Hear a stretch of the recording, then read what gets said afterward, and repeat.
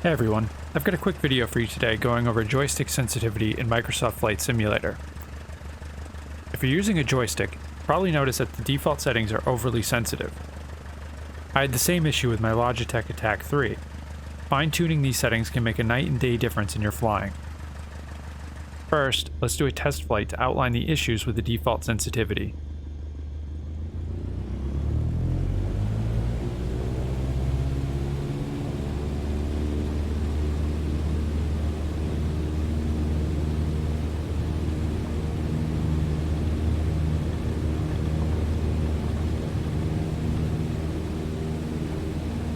On takeoff, we see that the vertical controls are way too sensitive.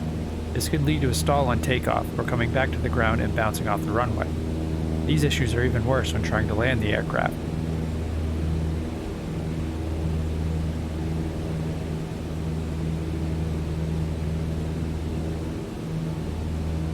You can also see that the horizontal controls are very sensitive as well.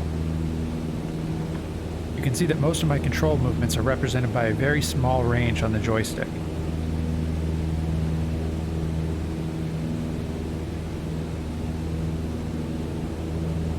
Also, minute movements of the joystick can result in some undesired movement of the aircraft, as you can see here.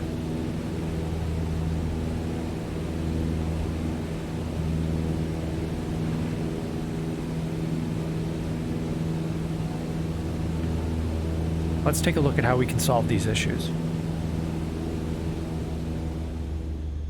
Sensitivity settings can be found by going to the menu, Controls, selecting your joystick, and then clicking Sensitivity.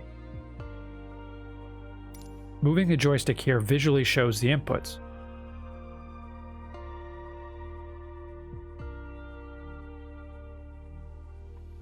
Obviously, we can see that the initial movement in both axes is way too fast.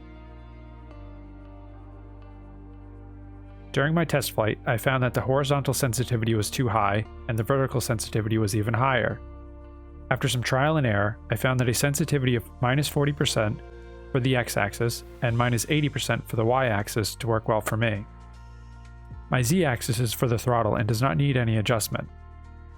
If your joystick has an additional axis for the rudder, you can adjust that here as well. One final issue to fix is a stability issue with very minute movements of the joystick. You can see these minute movements on the graphs now. We can use the dead zone settings to fix this. I found that a setting of 10% eliminates the problem for me.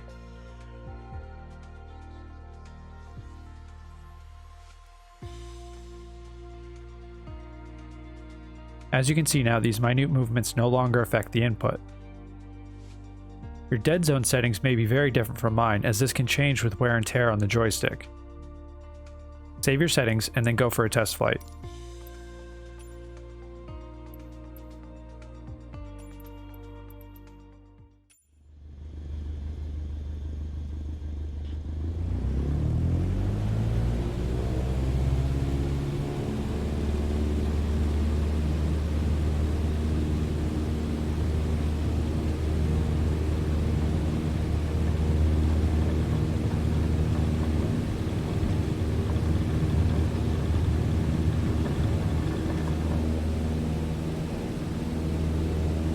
As you can see, we have a much smoother and less chaotic takeoff.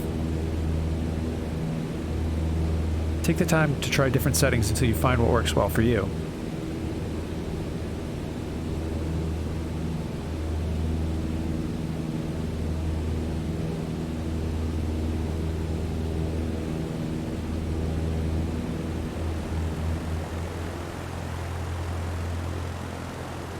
And that's all for this video. Stay tuned for future videos. I'm working on some how-to and achievement guide videos for Microsoft Flight Simulator. You can also find me live on Twitch most evenings. Feel free to hang out and ask any questions.